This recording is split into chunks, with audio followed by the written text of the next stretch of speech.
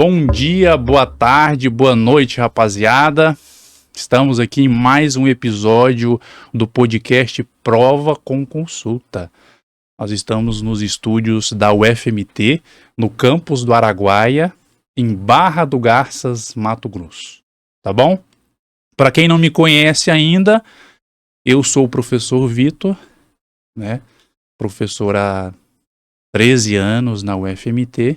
Estamos com esse novo projeto de popularizar, de levar notícias sobre a UFMT e sobre também a comunidade. Então, em breve teremos membros da comunidade conversando com a gente. Eu não posso sempre deixar de agradecer a todos que estão nos acompanhando em diferentes plataformas, né? Pedir aquele like e que vocês se inscrevam no nosso canal, que ajuda a disseminar, que o YouTube ele trabalha com logaritmos, isso é isso, tecnologias, né? Inteligência artificial, e quanto mais inscritos e visualizações, o próprio site ele vai entregando para mais pessoas, então isso nos ajuda, mas de qualquer forma a gente atingiu números muito satisfatórios, estamos muito felizes e entusiasmados com o nosso projeto. Renovamos o contrato, já de 2 participantes, renovamos hoje. Teve uma negociação, aquela briga. Um terceiro contrato talvez pode ser feito aí, imediato, né? Fazer contrato sem dinheiro é uma beleza. É muita lábia, muita negociação. Mas estamos aí, rapaziada, fora, do outro lado também, está muito animado e contente com o projeto. E que nos deixa também satisfeito. Hoje, o tema da aula de hoje o tema da prova de hoje ainda vale a pena fazer pós-graduação no Brasil? Esse é o tema da nossa prova. E a consulta será com as nossas duas convidadas, a Nájila Orleane e a Rayane Alves. Palmas para nossas convidadas aí.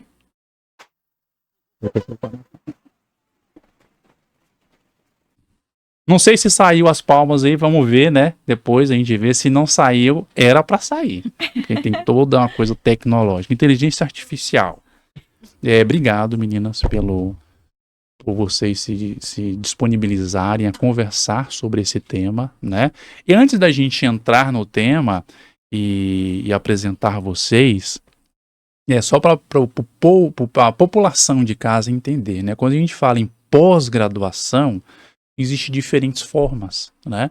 Então a gente tem a especialização stricto sensu, que é quem faz mestrado, doutorado, tem uma média aí de mestrado de 2 anos, doutorado talvez 4 anos, né? Então esse é um tipo de pós-graduação. E temos a pós-graduação que se chama lato sensu, que é mais para a pessoa ter uma especialidade dentro da profissão dela, né?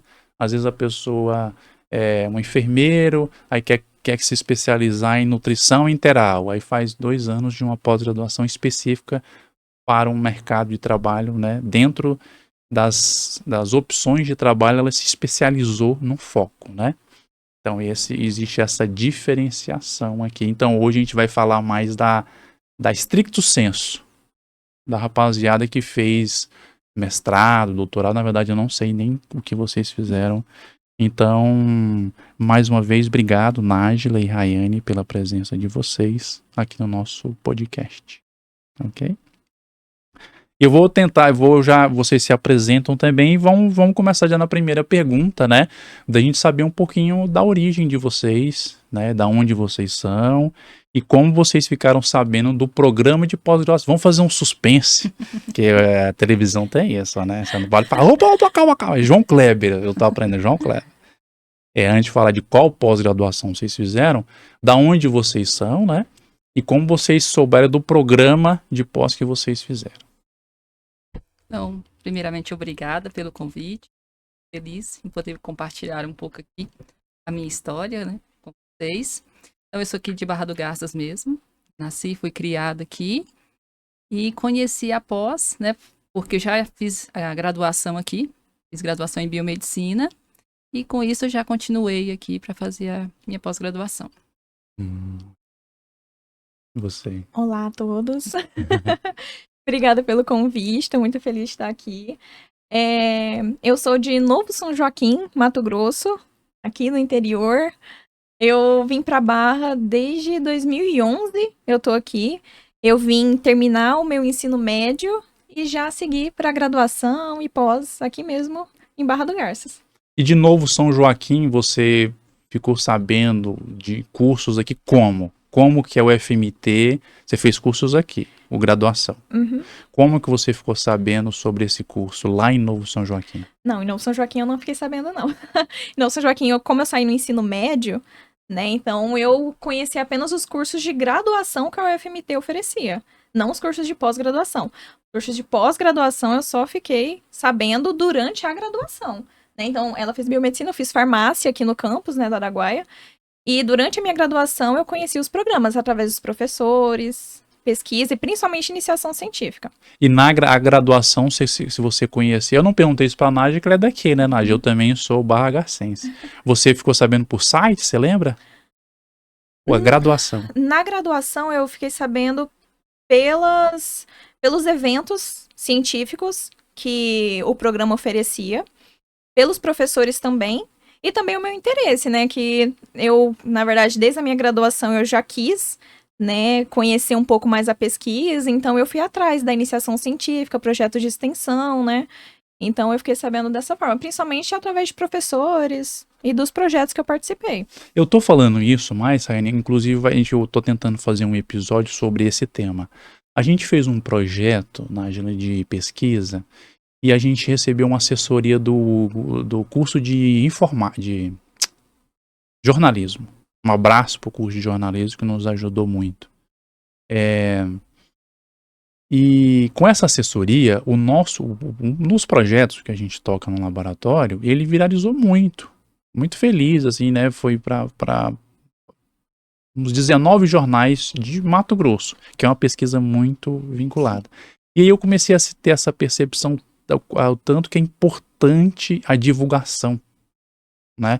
A gente, quando está em ciência, em pós-graduação, se preocupa muito com a divulgação científica em jornais internacionais, aí fator de impacto, que as pessoas nem sabem o que é isso, o trabalho que dá. Mas muitas vezes não alcança o povo, a população, né? E aí é uma coisa que eu quero discutir sobre isso, né? Por isso que meu questionamento, como você ficou sabendo da graduação? Então, acho que a UFMT como graduação, eu acho que ela é bem... A informação é bem perpetuada, ela se infiltra nas escolas, todo mundo fala sobre a graduação. Agora, mas para a comunidade ainda um pouco falho, né? Necessário aumentar essa divulgação. E para pós, eu acho que aí o buraco fica mais longe ainda, porque, inclusive, talvez a conversa da gente, talvez até facilite, que essa é uma das funções, né? A gente divulgar as coisas, mas também ter essa acessibilidade para as pessoas. E a acessibilidade, às vezes, está na falta de conhecimento. A pessoa não conhece, não vai atrás, né? Então, vamos saber quais os programas de pós-graduação que vocês fizeram, né? Que, na verdade, quando você decide fazer uma pós, existe uma infinidade de possibilidades que a gente pode fazer. E não sei se vocês vão recordar quanto tempo já que vocês finalizaram esse processo de pós-graduação. Então, eu fiz o mestrado aqui na UFMT, de Imunologia e Parasitologia, e entrei em 2013. Fui orientado pelo professor Kleber. Então, já vinha desde a graduação junto com ele. E aí, decidi continuar no mestrado. Terminei em 2 anos. E o doutorado não tinha, né? Então, e queria fazer algo bem específico do que eu gostava, né? Eu imaginava, assim, um doutorado já não deve ser fácil. E você fazer algo que não te agrada muito, né? Deve ser mais difícil ainda. Então, eu fui atrás, realmente, de uma área que eu gostava. E aí, eu fui para Botucatu. Na Unesp de Botucatu, eu fiz o doutorado em fisiopatologia. E aí lá eu consegui, né, ter um aparato para poder fazer a pesquisa como eu queria. Eu gosto muito de metabolismo energético, estresse oxidativo. E lá eu tive essa oportunidade. Mas, Nájila, só um pouquinho. Aqui você conheceu o professor Kleber, que estava na graduação. E como foi? Como é que você foi parar de Barra do Garças para Botucatu? exatamente a influência dele e de outros professores que vieram de lá, Ah, né? Então, na biomedicina, quando abriu, a maioria dos professores vieram de lá. A gente já tinha uma referência, sempre ouvia falar muito bem. E aí eu tive contato com alguns professores lá, entrei na linha de pesquisa lá dos professores, encontrei uma que me agradou, entrei em contato, fui lá, conheci ela, passei muito frio. Eu falei, não, eu não volto. Vamos procurar outro lugar. para uma verdadeira barragacense, qualquer Isso. frio também a gente sente, né, Nádia? Ela falava, eu tenho lareira em casa. Eu falei, como assim, né? E passei muito frio, mas fiz em 3 anos o doutorado. Desde que eu entrei, eu já tinha isso na cabeça, que eu queria terminar em 3 anos, fiz um cronograma. Foi muito difícil, porque eu tinha que cumprir muitos créditos em pouco tempo. E era aula de manhã, de tarde, à noite. E experimento não dava certo, tinha que refazer, tinha que esperar mais animais. Só que eu consegui realmente fazer em 3 anos. E aí depois eu tive a oportunidade de voltar aqui pro Mato Grosso. E até então tô aqui. Beleza. E sua história? Muito parecido. Eu também fiz aqui o programa de pós-graduação em Imunologia e Parasitologia, desculpa. É o PPGIP, né, aqui do campus do Araguaia. Fiz também 2 anos. E o doutorado não tinha aqui, né? Na época agora já tem, tá, pessoal? Muito bom. Graças a Deus, agora tem Barra do Garças doutorado. Mas quando eu finalizei, não tinha. Eu finalizei em 2020. Então eu tive que procurar outro programa de pós-graduação para fazer o meu doutorado. Nisso de procurar, eu fui procurando em vários lugares, né? Então eu cheguei aí na USP, porque eu tinha interesse em fazer lá. Mas não me agradou nem um pouco, então, né, muitos fatores, né, envolviam. E eu decidi fazer o meu doutorado na UFG, né, Universidade Federal de Goiás, em Goiânia. Só que como foi em 2020, né, foi bem no mês da pandemia. Eu entrei no mês que começou o lockdown. Então, a maioria dos meus créditos foi cumprido à distância, Online. né, foi cumprido online. Deixa eu Então- só abrir um parênteses aqui, porque quando a gente fala crédito, eu acho que a maioria das pessoas pensam em dinheiro ou de celular. verdade. Crédito celular. E é uma linguagem muito normal pra pra gente. gente. Então, crédito, gente, é assim. Você tem que fazer uma carga horária de disciplinas. Isso. Crédito é carga horária. Então, não é só a pesquisa. Algumas disciplinas alguns programas são obrigatórias e outras são optar. Você escolhe alguma coisa mais vinculada à sua área, mas algumas disciplinas você tem que fazer, outras você. E aí, na verdade, o crédito é uma carga horária mínima que você tem que cumprir sendo ainda estudante, vendo aula, vendo algum curso, mas muito mais específico da sua área, né? Não é uma coisa ampla. Só para eu tenho que voltando um pouco, porque a nossa linguagem a gente é habituado, né? Tem o hábito já de falar as coisas, mas crédito é isso. Desculpa, Rayane. Não, Então, cumpri meus créditos de forma online, então eu consegui terminar o meu doutorado também em 3 anos, né? Porque eu consegui fazer bem rápido esse processo. O meu projeto também deu muito erro, muitos experimentos deram errado, mas, né, com muita paciência, né, com os professores corretos, né, uma equipe boa, a gente consegue finalizar. Então, o meu mestrado eu terminei com 2 anos e o meu doutorado eu terminei com 3 anos em ciências biológicas, lá na UFG. Tá, então acabou que vocês me responderam já uma pergunta que eu ia fazer, que é quanto tempo. Então, no total, vocês fizeram um mestrado e um doutorado em 5 anos. Isso. Ou seja, vocês fizeram uma graduação, talvez em 4 ou 5 anos, me corrija, e depois mais 4, 5 anos numa pós-graduação, né? Esse tempo todo é muito investimento. Muito tempo. Mas Muito o investimento em pós-doutorado, né, que é educação. 1 ano.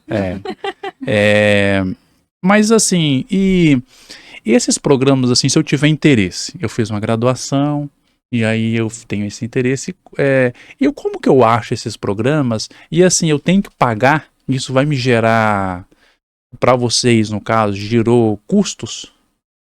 Durante a pós-graduação? Para fazer pós-graduação, tem uma mensalidade, tem um custo que vocês têm que pagar? Não, durante a pós, tanto no mestrado quanto no doutorado, eu fui bolsista. Eu recebi bolsa para estudar, no mestrado fui FAPEMAT e no doutorado CNPq. Então, durante todo a pós-graduação, eu fui bolsista. Você também? Eu também. Fui Foram bolsista. bolsistas. Então, de novo, pessoal de casa, quando nós falamos bolsista, então vocês receberam para estudar. Concorda? Exatamente. Você recebe, você ainda na hora do hotel pergunta qual a sua profissão, você ainda coloca estudante. Estudante. Mas você está recebendo para fazer. Então, talvez já seja uma evidência que você está fazendo algo diferenciado, né? Isso. E antes, né, quem recebia bolsa não podia ter vínculo empregatício, né? Isso. Então, na nossa época, não podia. Era dedicação exclusiva Por que ao você mestrado fala, hoje e ao já pode? doutorado. Hoje pode. Pra pessoa Então, trabalhar, isso facilita muito, né? Quem trabalha, fazer uma pós-graduação. trabalha, ganha Exatamente. bolsa, ganha dois. Exatamente. Vocês saberiam hoje quanto que eu ganharia se eu quisesse começar com mestrado? Quando que eu... Não sei Mestrado quanto é que tá. 3.100 que tá? Não tenho ideia agora quanto que tá. 2.500? Deve ser Ah, 2.500. E o doutorado? doutorado 3.100. 3.100. Acredito, né? Porque Eu na não nossa época tenho era outro valor. Era bem mais baixo. Sempre quando a gente sai, a coisa melhora, né? Você sai a bolsa, não, vamos fazer uma reestruturação. Mas entre 2 e 3 mil, né? Ou seja, é um valor considerável para a maioria dos brasileiros para Mas que você hoje pode estudar. complementar ainda E por daí cima, você então... trabalha e ainda Exatamente. ganha ainda um complemento, que é um outro combustível, né? Acho que é um outro fator. Opa, existe. Só lembrando, de novo, pessoal de casa, não é todas as pós-graduações que são gratuitas, né? A gente está falando de pessoas que fizeram pós-graduações de instituições públicas. Exatamente. Então, no público, você às vezes paga a inscrição para você fazer a prova. Caso você passe lá, você não tem. E também não é nem todas as pós-graduação tem a garantia que você vai ganhar a bolsa. Nem todos os alunos também. Nem todos os alunos, às vezes, vêm por pontuação. Isso. Tem programas que conseguem atender todo mundo, tem programas que não conseguem atender. Então é bom para a gente também não dar falsas expectativas. Mas existe essa possibilidade de você conseguir. E é uma possibilidade, vamos dizer assim, até... real, assim, né? Bem alcançável. Sim. Isso é necessário, né? Pra gente poder dedicar mais tempo à pesquisa. Porque às vezes a gente, dependendo do serviço, você ainda pode ter um trabalho extra que te atrapalha aqui na pesquisa, né? E você sendo bolsista, você recebe para realmente fazer aquele projeto, né? Poder executar, poder às vezes até viajar, ir num congresso, você tem essa condição, né? E conhecer outros laboratórios. Eu acho que a bolsa também ajuda nesse quesito. É só um ponto a considerar, porque hoje o bolsista ele pode trabalhar também, certo? Mas quem é bolsista tem que cumprir certos requisitos ali, né? Então, tem que cumprir uma carga horária, né? Tem que ter um projeto mais direcionado, uma dedicação, né? Não vai levar ali. Então, na assim, barriga, não é porque né? você vai trabalhar fora e vai fazer uma pós-graduação que você vai receber a bolsa, né? E tudo vai ficar tranquilo. Não, quem recebe bolsa tem que ter uma dedicação ali mais certeira, né? E assim, para quem também não conhece, pesquisa no Brasil, assim, ela é uma retroalimentação. Você ganha a bolsa. Aí vamos dizer, aquele custo que você teve para a instituição que está te financiando, ela quer algum resultado. Então, no final, você levou na barriga, não gerou nada cientificamente de renome ou de impacto, né? Na próxima vez que você pedir, ou o orientador for pedir, os órgãos de fomento já vão começar, opa, você não vou emprestar mais, né? Então, ela quer esse resultado. É um retorno, porque eu sempre falo, estudar pesquisa é um investimento e tem que vir esse retorno. Né? Infelizmente nem tudo chega para a sociedade de forma tão cristalina para ela ver, mas os órgãos que estão financiando, eles estão utilizando esses dados, né?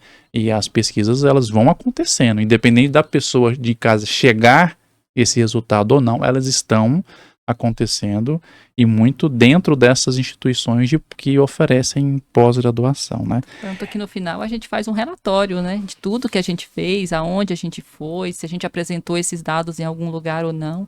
Então a gente tem que prestar essa conta, né, para a agência de fomento, no qual passou a bolsa para a gente. Tá, e no caso lá, como vocês fizeram o mesmo programa aqui, vamos falar mais do de fora. Como que foi para entrar? Você tem que pagar eu sei que a maioria paga uma taxa para você fazer a prova, mas você fez uma prova, Como que é a questão do inglês? O que é que tem que fazer para você entrar? Porque uma das coisas que eu sei que você tem que ter uma graduação.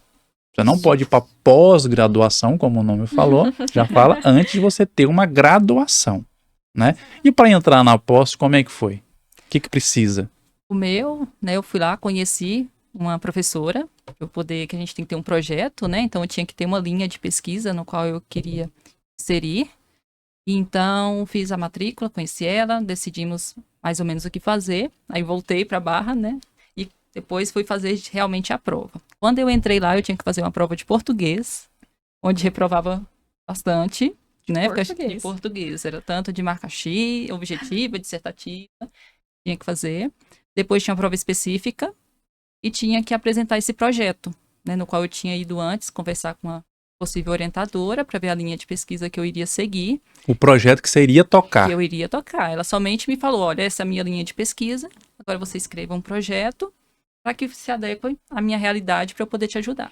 Né? Mas ela não interferia no projeto nem nada, então eu escrevi o projeto e tive que defender esse projeto, né? Então lá minha pós foi feita com a medicina, então eram 5 médicos, né, querendo entender o meu trabalho, qual que era a minha intenção ali. Então, realmente era feito perguntas e curiosidades deles, né, questão de metodologia, se eu ia conseguir realmente fazer tudo que eu tinha colocado ali.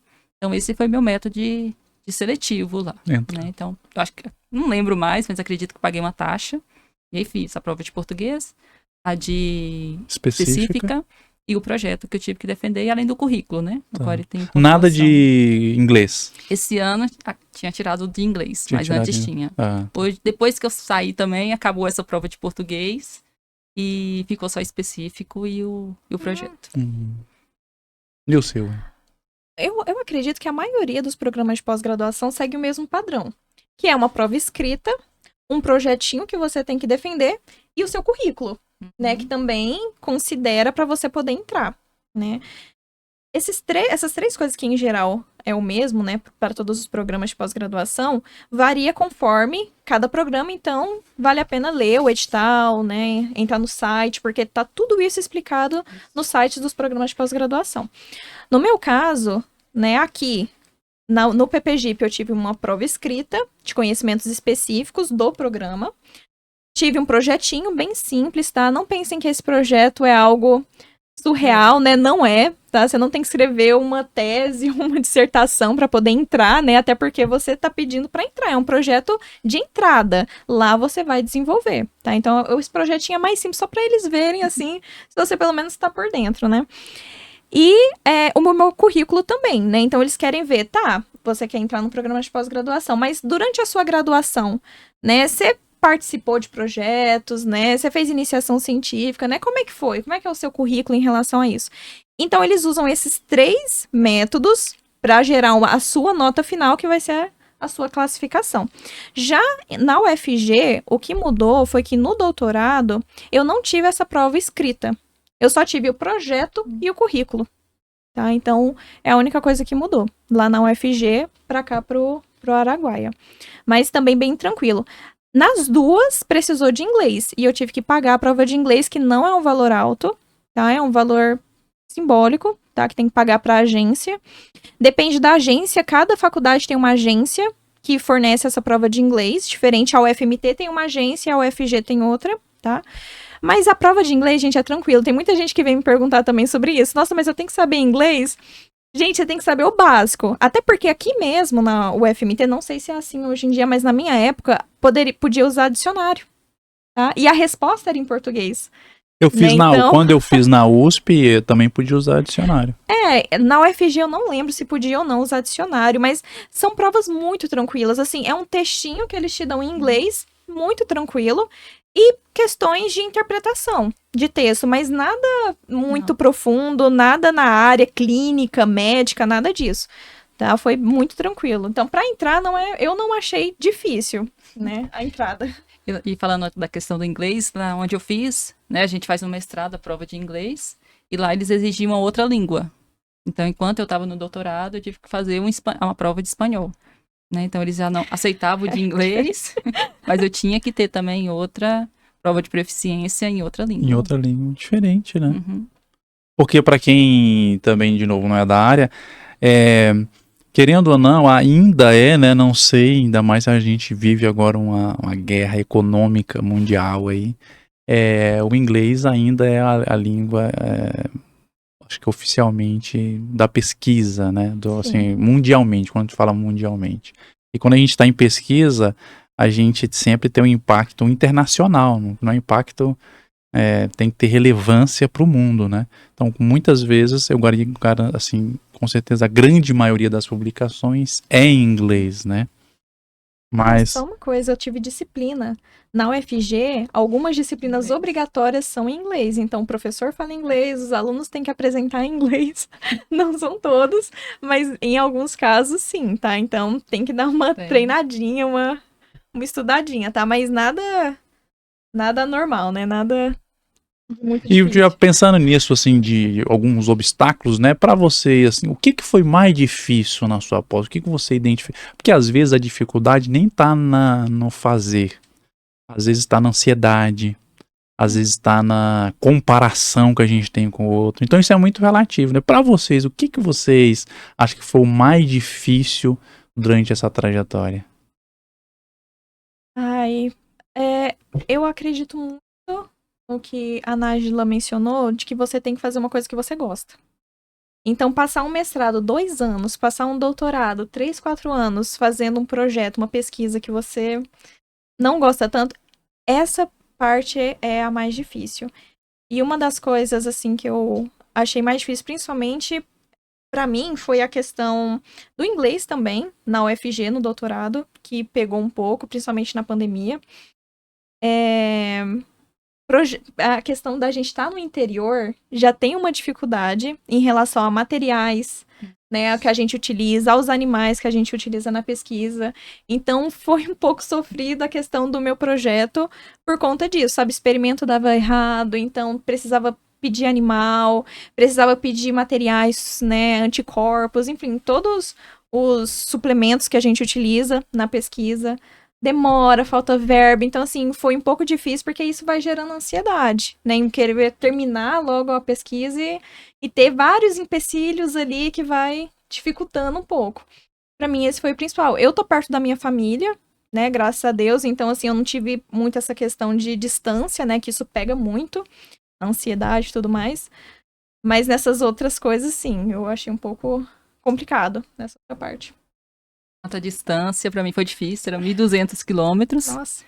Então, até pra eu vir de ônibus por aqui, era mais de 2 dias até eu chegar aqui. Então, não podia vir qualquer dia, né? Eu tinha que ser bem programado pra ficar alguns dias aqui. Então, a questão da distância, pra mim, foi difícil. E você já era casada? Não, era solteira. Era solteira. Sozinha. E lá eu fiquei até o final do doutorado também, sozinha. E uma questão de dificuldade em relação ao experimento, eu tive com um equipamento. Todo mundo que ia fazer o doutorado com essa professora usava um equipamento lá que ele conseguia responder muita coisa do trabalho, né? Alterações metabólicas e tudo. Então, meu sonho era mexer naquele aparelho. Ajudei todo mundo e o meu ficou por último. Quando eu fui fazer, cadê o aparelho funcionar?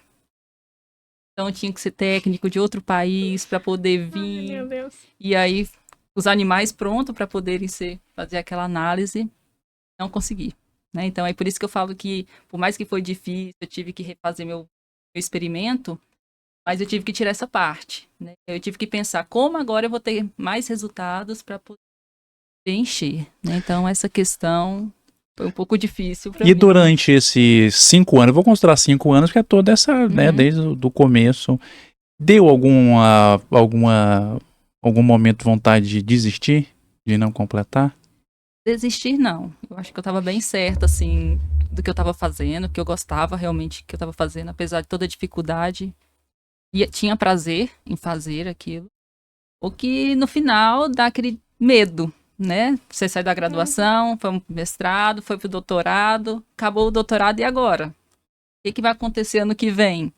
Né? Então, eu tive realmente, assim, a crise da ansiedade aconteceu nesse momento para mim. Falei, vou voltar pra Barra e vou fazer o que da vida? Né? Todo mundo tá esperando muita coisa de mim e eu vou ficar fazendo o que lá? Pois é, Nájila, eu lembro quando que eu fiz a pós-graduação e fiquei morando muito tempo fora do Brasil. Então, quando eu voltei, nessa situação mesmo, né? Uma coisa que me marcou muito, que eu fui tirar minha carteira de trabalho. Mas quando eu fui tirar minha carteira de trabalho, eu tinha já 20 e poucos anos, né? E aí na fila, para pegar, eu nem sei como que é agora a carteira de trabalho, mas na fila, era assim, tudo adolescente, eu mais assim, eu falei, rapaz do céu, será que eu fiz alguma coisa errada na vida? Porque, na verdade, você recebe para estudar, só que você está muito investindo em você, Isso. né? Você não tem um vínculo, você não tem garantia, você não tem férias, você não tem 13º, você não viveu a questão do mercado ainda. Você está muito se preparando ainda para esse momento, né? Então é muito tempo, contando a graduação, é 10 anos você se preparando, né? E aí me vi, nem sei, talvez até beirando os 30, não lembro agora a idade, mas me marcou assim, ó, na fila, e eu falei, cara, eu tô muito atrasado. Isso. Sim. Mas aí, vamos para a pergunta do podcast, que é a da prova de hoje. Ainda vale a pena fazer pós-graduação no Brasil para vocês? E assim, pensando também na realidade o que foi para vocês e dos colegas que vocês acompanharam. É uma pergunta filosófica. E depois a gente vai debater um pouco as ramificações dessa pergunta. Mas e aí, para vocês? Ainda vale a pena? Eu não estou falando que valeu, porque vocês já fizeram, né? Estou falando agora. Vale a pena fazer pós-graduação no Brasil? Eu acredito que sim. Vale a pena. Eu acho que é difícil, né? Não é um caminho fácil. Eu esses dias até estava vendo vou pegar um exemplo aqui, né? Um rapaz, ele comprou um lote e foi vai construir a casa dele. E aí ele ia lá e contratou uma construtora, né? E aí ele ia lá todo dia. Hoje o pessoal só tá aqui, trabalhou o dia inteiro, mas parece que eu tava conversando. Aí no outro dia ele foi e falou, gente, mas esse pessoal trabalha o dia inteiro aqui, não tô vendo resultado nenhum. Passou 5 dias, ele foi lá, tô vendo resultado nenhum. Então, eu associei isso com a pós, né? Muitas das vezes, a gente trabalha muito, as pessoas ficam vendo, nossa, trabalha desse tanto, fica lá final de semana, o dia inteiro, cadê o resultado? Estuda desse tanto. Ninguém vê nada, né? É uma ótima analogia, Nájila, porque construção tá na fundação. Isso. Você fica meses na fundação. Para erguer uma parede, é rápido. Isso, teve até uma vez que Né? ele falou assim, tá só aqueles fiozinhos, né, que eu acho que eles fazem pra nivelar. Então, na cabeça dele, eles estavam fazendo nada, né, mas eles estavam trabalhando muito. E assim, acredito que seja na pós-graduação. A gente trabalha muito para ter um resultado que às vezes demora, né, e o nosso resultado é através de um artigo científico, né, no qual a gente consegue divulgar esse resultado. Então, acho assim, vale a pena, é difícil, mas a gente tem desenvolvido muito trabalho bom, né? O Brasil, ele tem exportado muito resultados legais.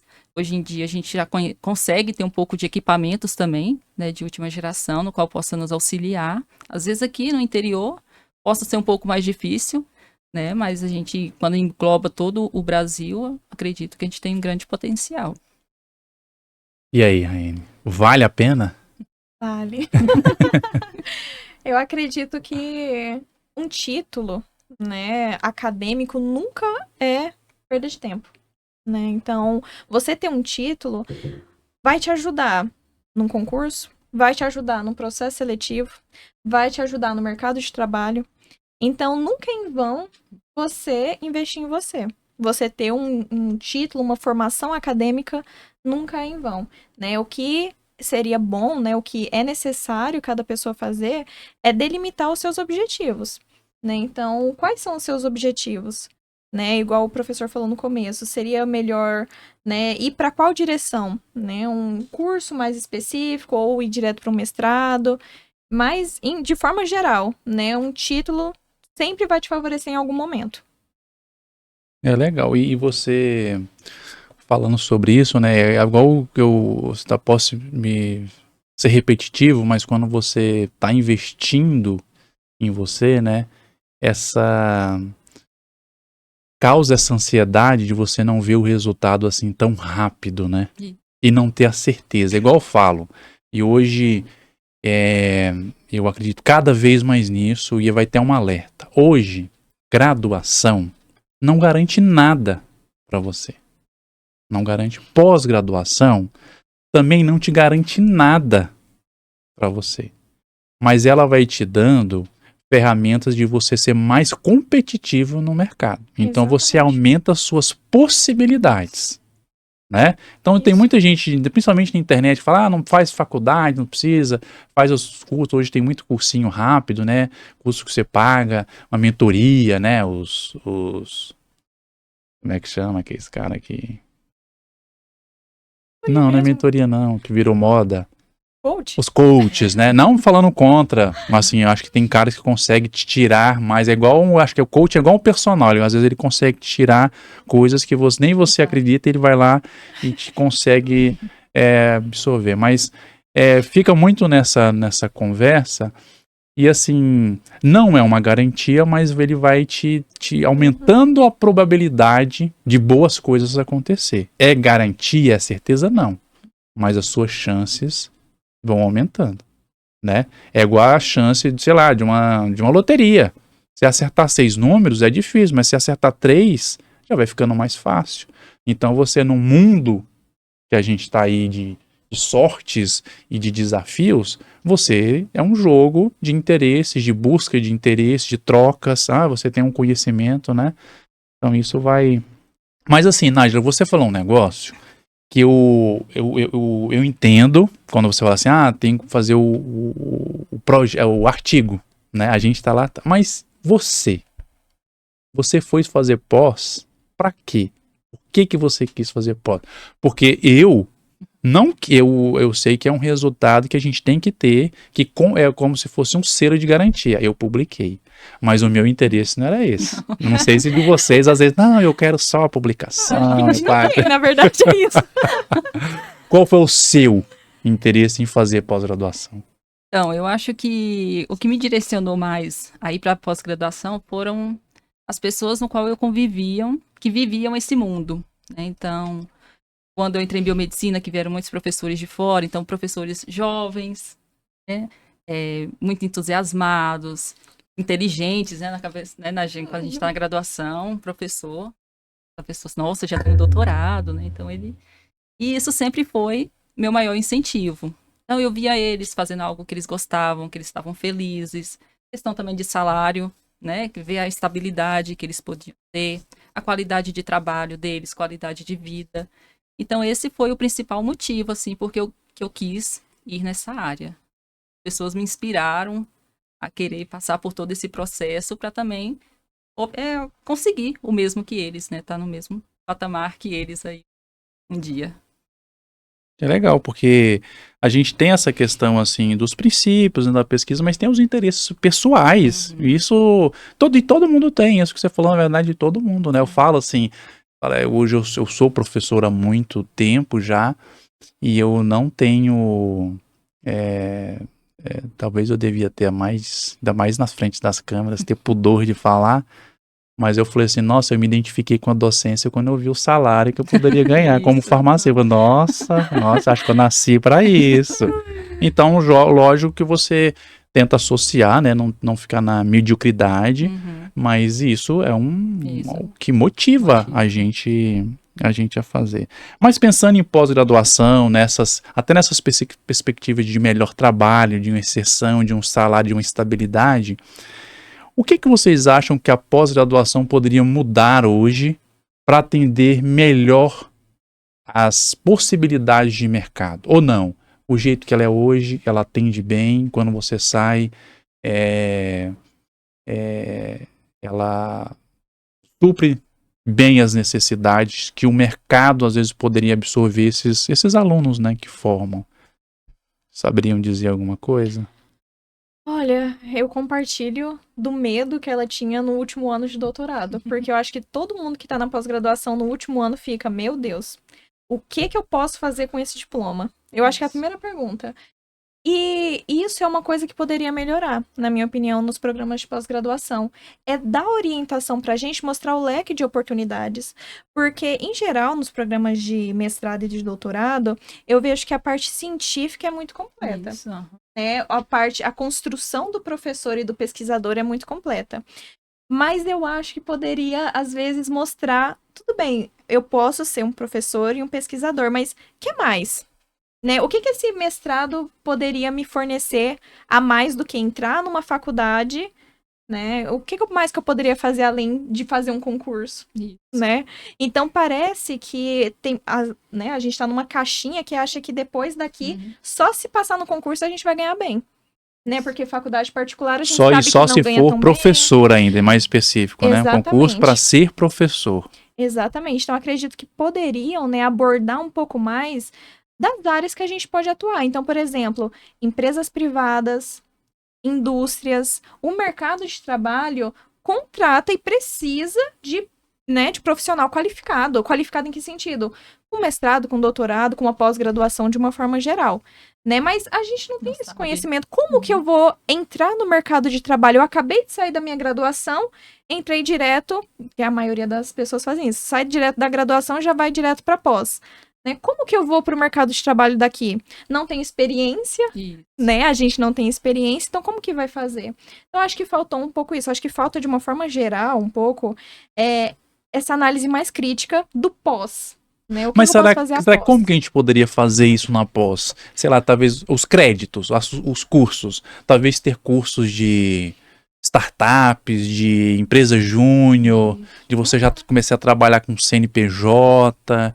Isso. Né, eu fico pensando assim, porque eu acho que eu sempre gosto de bate-papo, assim, na qual a gente reconhece e tenta buscar ajudar a achar recursos, né? Tá ruim, então e aí? O que a gente faz, sobre né? essa questão, né? A gente até participou num programa, Centelha, não sei se vocês já ouviram falar, e a gente mandou, né, um projeto do Mato Grosso, né? Não sei se tem outros estados, mas o Mato Grosso proporciona pra gente poder vender o produto que a gente faz pesquisa. Não, o Centelha, então, que é uma tipo startup, ele pega Isso, o seu conhecimento e ele usa para divulgar e para tentar vender aquele ele negócio. vai te dar suporte para você vender o seu material. Legal, né? Então a gente participou de um processo seletivo, a gente ganhou, né?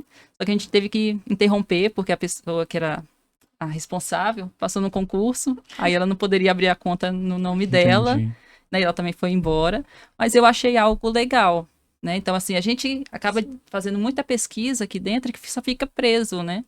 E esse programa incentivava isso. Então, ele ia dar condições financeiras para que a gente pudesse também vender esse produto, abrir uma empresa. E olha aí, é uma questão científica, né? Que a gente tem essa possibilidade de poder vender. Então, poderia ser uma outra forma, não só ficar no concurso, mas e o medo. Né? Como a gente não tem esse conhecimento, nós ficamos, não, vamos um pouco devagar. Aprender essa questão mais de gestão, de administrativo. A gente não tem isso, né? Então, eu acho que seria importante isso também, né? Mostrar as opções e também treinar a gente para essas oportunidades. Que conseguimos. Essa parte mais de gestão de projeto, gestão de pesquisa, que falta um pouco. Eu fiz um curso, até comentei com o professor antes, eu fiz um curso exatamente disso, que mostra, né, o leque, as opções que um pós-graduando tem, né, que fora do concurso público, né, fora da docência, né, e nesse curso foi muito interessante, foi pago, claro, que eu fiz, mas foi muito bom, eu acho que talvez os programas de pós-graduação poderiam aderir a isso também. Implementar uma disciplina, então esse curso que você fez, ele faz isso, ele para abrir possibilidades. Sim, você com essa titulação, também. Porque eu acho, particularmente, e não é só assim nesse ambiente da UFMT não, né, mas a universidade, como é o meio que eu vivo, eu sei que não é exclusivo, mas é só o meu mundo. Eu acho que tem pessoas extremamente qualificadas e às vezes com potenciais de fazer coisas muito mais impactantes do que a faculdade possibilita. Por isso que eu acho, e eu sei que é muito controverso, mas de novo é só a minha opinião, né? E é por isso que eu gosto de escutar a opinião de outro e respeito todas, porque é só a minha opinião. Eu também não sou dono da verdade, mas eu acho sempre muito válido a inserção da iniciativa privada, ela inserir cada vez mais em setores públicos, de você fazer esse paralelo, da gente ter um pouco sair desse medo, porque assim, ó, querendo ou não, a estabilidade que uma posição, que um funcionário público tem, ele do mesmo jeito que é bom para a segurança mental e financeira dele, ele é ruim porque também ele fica limitado. Então, igual você falou assim, eu fico nesse medo, eu vou me arriscar de inovar e às vezes tem coisa mais impactante para ter a minha estabilidade. E eu não tô falando, eu acho que é justo, porque eu também fiz isso. Mas eu sinto que muita gente dos meus colegas e que eu conheci no decorrer da minha docência, talvez essa estabilidade também condicione a eles a um nível, às vezes, às vezes até de interesse ou de dedicação e de produção, que se não tivesse isso, o cara ia explodir. E tem muitas, né? 1 ou 2. Eu nem tô falando de mim, né? Eu sou bem limitado. Mas muitos colegas extremam potenciais enormes, assim, se fosse fora dessa limitação. Por isso que assim, eu sou muito a favor da meritocracia. Eu acho que, em vez da estabilidade, quanto mais você produz, maior o seu salário, mesmo sendo público ou privado, tinha que ter esse debate, porque você faz com que o cara você vai colher mais resultados, né? E a estabilidade fala, eu já tô aqui, então é bom e é ruim. E eu também não sei, por mais que eu falo assim, que gosto de gente que traz soluções, tem coisas que eu vejo o problema, mas também tenho dificuldade de achar soluções, né? E consigo identificar, mas é difícil. Vocês, já que assim, foi uma coincidência, né? Mas apesar que nos programas que eu vi muitos, acho que o percentual de mulher era o maior, né? Vocês, por serem mulher, talvez não com vocês, mas talvez vocês puderem relatar com alguma coisa que viram.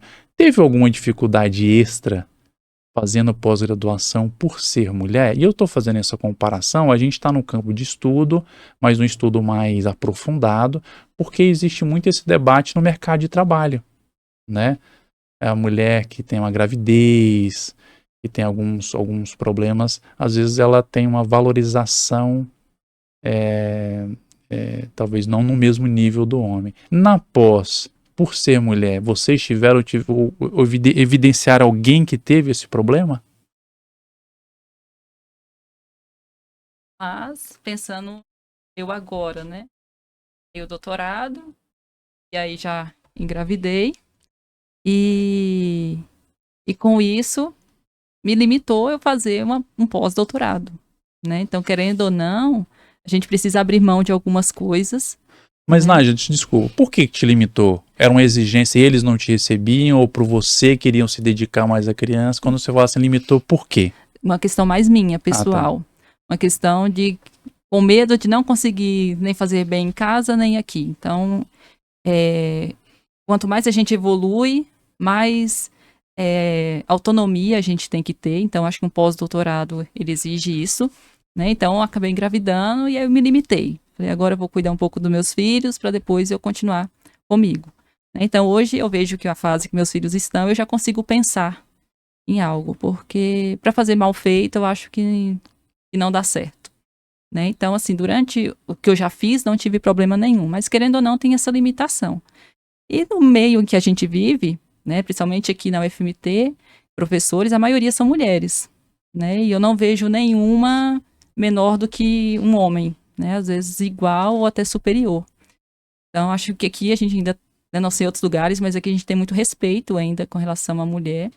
Maioria de concurso, de tudo que entra na área, principalmente na área da saúde, é mulher. Então, eu não vejo, nunca presenciei esse problema. Mas, assim, falando que a sua vivência, né? Muito legal.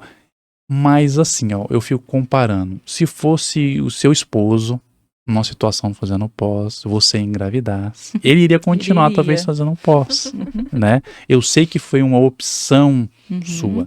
E eu falo isso porque, assim, hoje a mulher que engravida no mercado de trabalho tem a possibilidade de saúde, né? Você ficar naquele período recebendo e ainda sendo contemplada.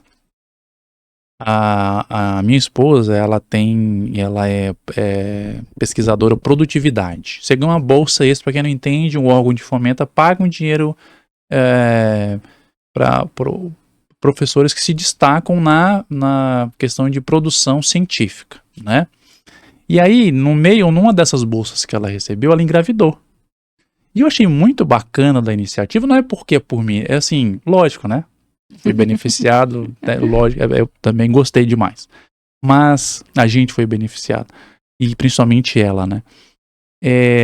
No tempo da gravidez, a vigência aumentou. Então, se era de 1 ano, virou de 1 ano e 6 meses, porque não contou. Porque naqueles 6 meses, então falando não da gestação, depois da gestação, a produtividade vai diminuir, vai ter um cuidado especial. Ela teve uma licença e a bolsa estendeu. Eu achei muito legal isso, né?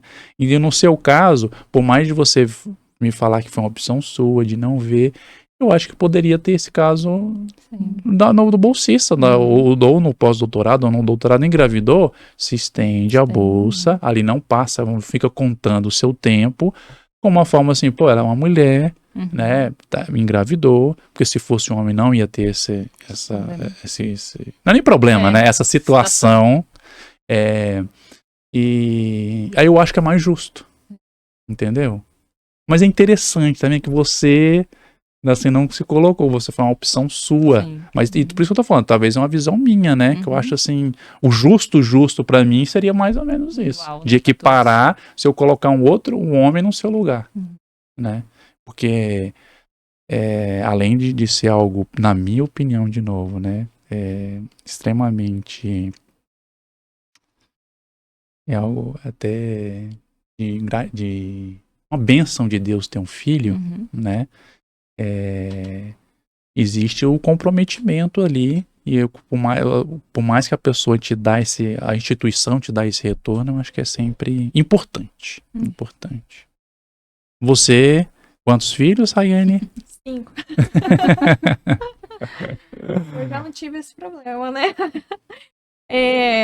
Quanto à questão da mulher também, na pós-graduação não vi, no mercado de trabalho já soube, sim, dessa diferença e da preferência por homens no mercado de trabalho, mas na pós-graduação não. Eu acredito que seja por conta dos cursos da área da saúde em geral, né, ter mais mulher e também na pós-graduação na área da saúde também. E para fazer pós-graduação, vocês tiveram que abrir mão de alguma coisa que sentiram, alguma coisa que vocês relembram para abrir mão, para fazer pós-graduação? Para mim não, porque como eu saí direto da graduação e eu já queria mesmo seguir, né, para pós, não perdi. Claro que eu precisei do apoio do meu pai, porque a bolsa, na época a gente não podia, era dedicação exclusiva, não podia trabalhar. Então precisei do auxílio dele para contas e tudo mais, mas tirando essa situação, né, que preferência, né, não gostaria, mas graças a Deus tinha a oportunidade, né, de me ajudar e para eu poder seguir a pós-graduação. Tirando isso, não tive que, né, me abster de nada para seguir a pós. Não. É bom, né?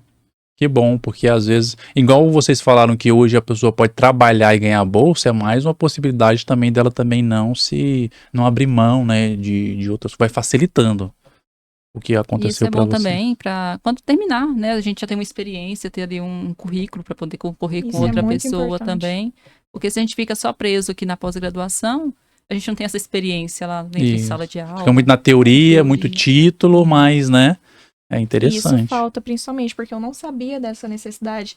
Na minha cabeça, quando eu segui para pós-graduação, eu pensava, não, né, quando eu tiver o meu título de doutorado, eu vou estar lá na frente. Em qualquer processo seletivo, em qualquer concurso, eu vou ser a primeira porque eu tenho, né, meus títulos.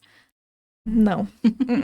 Fiz um processo seletivo recentemente, né, para um curso técnico, e o pessoal que tinha mais experiência ficou na minha frente. Eu era que, né, tinha os títulos, mas que por ter mais experiência, eles ficaram na frente. Né? Então, eu acredito que, né, isso é muito importante agora a pessoa ficar atenta, porque não siga nessa ideia, acreditar que só porque você tem títulos, né, mestrado, doutorado, pós, e você vai estar lá na frente, não. E talvez seja outra dica, igual a gente falou, às vezes ter disciplinas ou associação de empresas dentro da pós-graduação para incentivar essas abertura de leque, né? A gente ter essa outra visão também talvez seria eu não interessante. Sabia disso. Eu fiquei sabendo até porque esse processo seletivo dos cursos técnicos eu nem sabia eu não era muito divulgado, eu não tinha conhecimento que eu poderia prestar e fazer, eu como farmacêutica poderia, né? Também tem vários outros cursos também, né? Enfermagem, Que talvez educação física. do meio para o fim, de um após, você já começar a associar, já que pode, e às vezes um um salário plantão. muito bom, tá? Um salário realmente muito bom, às vezes maior do que de um concurso público. Tá? E que eu, de fato, não tinha conhecimento, eu vim ter conhecimento esse ano disso. Né? Então, realmente, essa questão da divulgação, de aumentar o nosso leque, mostrar as oportunidades que a gente tem, eu acho que é fundamental na pós. Legal. E para a gente já ir encerrando o nosso bate-papo, e qual seria qual serão o próximo passo de vocês? Terminaram, né? O que vocês fazem hoje? Porque vocês já citaram o medo. E a gente terminou no medo, meu Deus. Terminei. Agora vamos falar dos frutos coletados. O que vocês fazem hoje, fruto desse título, e quais são os projetos a médio ou longo prazo em relação a esse título, né? O que vocês vão fazer depois do medo?